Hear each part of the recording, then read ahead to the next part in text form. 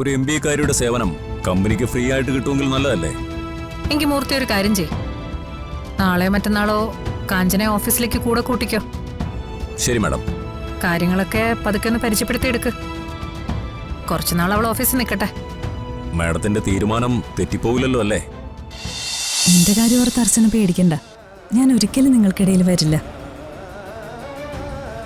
ഞാനെന്നല്ല, ആർക്കും വരാൻ സാധിക്കില്ല. ഇതുകൊണ്ട് മാത്രമല്ല ഞാനിപ്പോ ഈ സത്യം ആരതിയോട് തുറന്നു പറയണമെന്ന് വിചാരിച്ചത്. ആരോടെങ്കിലും ഒന്ന് തുറന്നു പറഞ്ഞില്ലെങ്കിൽ ഞാൻ ഹൃദയം പൊട്ടി മരിച്ചു പോവും.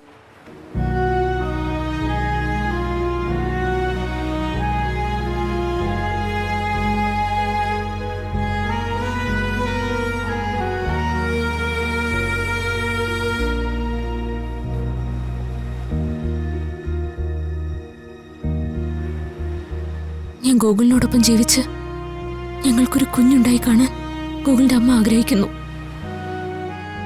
അമ്മ അതിനെന്നെ നിർബന്ധിക്കുന്നു. അത് മാത്രമല്ല, ഗോകുലിപ്പോ കൂടുതൽ കൂടുതൽ എന്നെ സ്നേഹിച്ചുകൊണ്ടേയിരിക്കുക. അതും എനിക്ക് താങ്ങാനാവുന്നില്ല. എന്തായാലും ഗോകുൽ സാറിനോട് ഈ കാര്യം പറഞ്ഞല്ലേ പറ്റൂ. പറയണം. സാവധാനം എല്ലാം പറഞ്ഞ് മനസ്സിലാക്കണം. അതുവരെ എനിക്ക് ഓർമ്മ തിരിച്ചു കിട്ടിയ കാര്യം മറ്റാരും അറിയരുത്. ഈ ഘട്ടത്തിൽ ആരതിക്ക് മാത്രം എന്നെ സഹായിക്കാൻ പറ്റൂ. അതുകൊണ്ടാ ഞാനിത് ആരതിയോട് തുറന്നു പറയാൻ തീരുമാനിച്ചത്. എനിക്ക് മനസ്സിലായി. പക്ഷെ അർച്ചന ഒന്നും ഓർക്കണം, ഇതും കൂടി സച്ചി അറിഞ്ഞ ആ നിമിഷം സച്ചി വരും. എന്തൊക്കെ സംഭവിച്ചാലും അർച്ചനയെ കൊണ്ടുപോവുകയും ചെയ്യും. ഇക്കാര്യം എന്നോട് കഴിഞ്ഞ ദിവസം കൂടി സംസാരിച്ചതാ. അത് മാത്രമല്ല, അർച്ചനയ്ക്ക് വേണ്ടി ഗോകുൽ സാറിനെതിരെ കേസ് കൊടുക്കുന്നതിനെ കുറിച്ച് പോലും സച്ചി ആലോചിച്ചു. ഒരു വിധത്തിലാ ഞാൻ സച്ചിയെ പറഞ്ഞ് സമാധാനിപ്പിച്ചത്.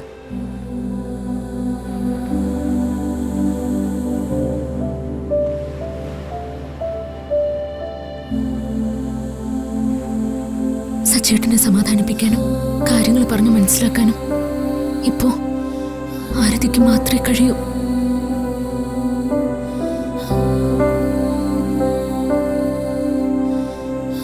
ആരതി, കുറച്ചു നാളുകൂടി എനിക്ക് ആൾമാറാട്ടം തുടർന്നേ പറ്റൂ. ഗൂഗിളിലെല്ലാം പറഞ്ഞു മനസ്സിലാക്കി തിരിച്ചു വരാൻ എനിക്ക് കുറച്ച് സമയം കൂടി വേണം. അതുവരെ ഈ രഹസ്യം നമ്മൾ രണ്ടുപേരും മാത്രമേ അറിയാൻ പാടുള്ളൂ. എന്റെ സഹോദരി പോലെ കരുതി ഞാൻ പറയാം. എന്നെ സഹായിക്കണം. എനിക്ക് അർച്ചനയെ മനസ്സിലാവും, അർച്ചനയുടെ വിഷമവും മനസ്സിലാവും. എന്തായാലും എപ്പോഴെങ്കിലും ഈ തുറന്നു പറച്ചിൽ നന്നായി. ഇല്ലെങ്കിൽ ഒരു പക്ഷേ ഇല്ല, ഇനി ഞാനത് പറയുന്നില്ല. അർച്ചന സമാധാനമായിട്ട് പൊക്കോ. എന്നിൽ നിന്ന് ഈ രഹസ്യം മറ്റാരും അറിയില്ല.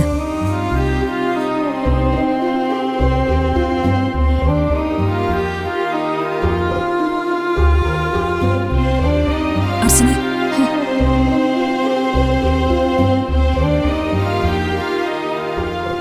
മനസാക്ഷി ഉണ്ടെങ്കിൽ നെഞ്ചു തട്ടിയപ്പോ എന്നോട് പറഞ്ഞതെങ്കിൽ ഇനിയും സച്ചി ഇതുപോലെ ഒറ്റയ്ക്ക് ജീവിക്കാൻ വിടരുത്.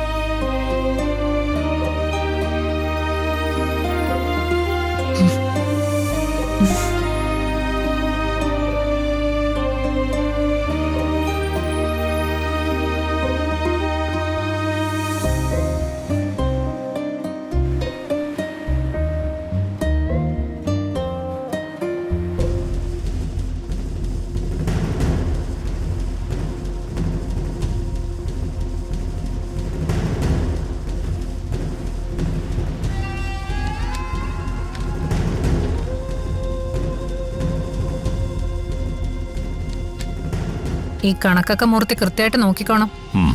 പണത്തിന്റെ കാര്യത്തിൽ എനിക്ക് യാതൊരു വിട്ടുവീഴ്ചയില്ലെന്ന് മൂർത്തിക്ക് അറിയാലോ. അറിയാം മാഡം.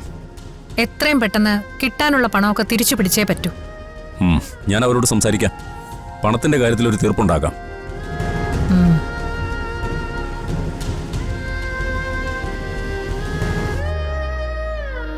എന്താ മായി, എന്തേലും ആവശ്യമുണ്ടോ?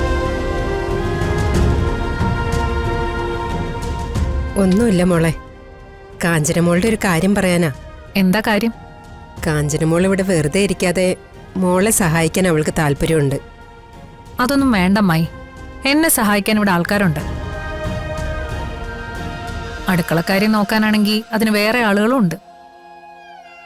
ഇവിടുത്തെ രീതികളും ചിപ്പിമോളുടെ ഇഷ്ടങ്ങളും ഒക്കെ അവർക്കേ കൃത്യമായിട്ട് അറിയൂ. കാഞ്ചന അതിലൊന്നും ഇടപെടണ്ട. അയ്യോ മോളെ, നീ തെറ്റിദ്ധരിക്കല്ലേ.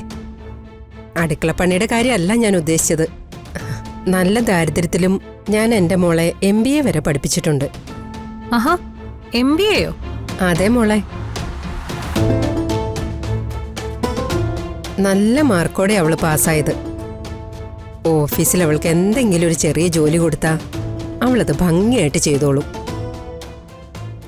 മോളവൾക്ക് ശമ്പളമൊന്നും കൊടുക്കണമെന്നില്ല. ഇവിടെ ഇങ്ങനെ വെറുതെ താമസിക്കുന്നതിനേക്കാളും തിരിച്ച് എന്തെങ്കിലും ഒരു സഹായം ചെയ്തു എന്നൊരു തോന്നല് ഞങ്ങൾക്കും ഉണ്ടാവുമല്ലോ. ശരിയമ്മായി, ഞാനൊന്ന് ആലോചിക്കട്ടെ. മതി മതി, ഇത്രയും കേട്ടാ മതി. അമ്മായിക്ക് സന്തോഷായി. ഉം, മോൾ ആലോചിച്ചിട്ട് പറഞ്ഞാ മതി. ഞാൻ നോക്കിക്കോളാം. അമ്മായി ഇപ്പൊ പൊക്കോ.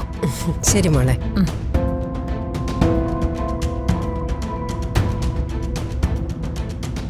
എന്തു പറയുന്നു മൂർത്തി? അമ്മായിയുടെ ആവശ്യം നടത്തി കൊടുക്കണോ? ഇത് അവരുടെ പ്ലാനിങ് അല്ലെങ്കിൽ കുഴപ്പമില്ല. ഒരു MBA-കാരിയുടെ സേവനം കമ്പനിക്ക് ഫ്രീ ആയിട്ട് കിട്ടുമെങ്കിൽ നല്ലതല്ലേ? എങ്കിൽ മൂർത്തി ഒരു കാര്യം ചെയ്. നാളെയോ മറ്റന്നാളോ കാഞ്ചനെ ഓഫീസിലേക്ക് കൂടെ കൂട്ടിക്കോ. ശരി മാഡം. കാര്യങ്ങളൊക്കെ പതുക്കെ ഒന്ന് പരിചയപ്പെടുത്തി എടുക്ക്. കുറച്ചുനാൾ അവൾ ഓഫീസിൽ നിൽക്കട്ടെ. മാഡത്തിന്റെ തീരുമാനം തെറ്റിപ്പോവില്ലല്ലോ അല്ലേ? അല്ല, അവരെ വിശ്വസിക്കാമോ എന്ന കാര്യമാണ് ഞാൻ ഉദ്ദേശിച്ചത്. വല്ലതും നമുക്ക് ഗുണത്തിനാവുന്നതാണെങ്കിൽ വേണ്ടെന്ന് വെക്കുന്ന എന്തിനാ മൂർത്തി? അവളെവിടെ നിന്ന് എന്തെങ്കിലും കാണിച്ചു കൂട്ടിയാ ആ നിമിഷം തന്നെ ചെവിക്ക് പിടിച്ച് തൂക്കി പുറത്തറിയാൻ എനിക്കറിയാം. എങ്കിൽ പിന്നെ മാഡത്തിന്റെ ഇഷ്ടം പോലെ നടക്കട്ടെ. ഉം.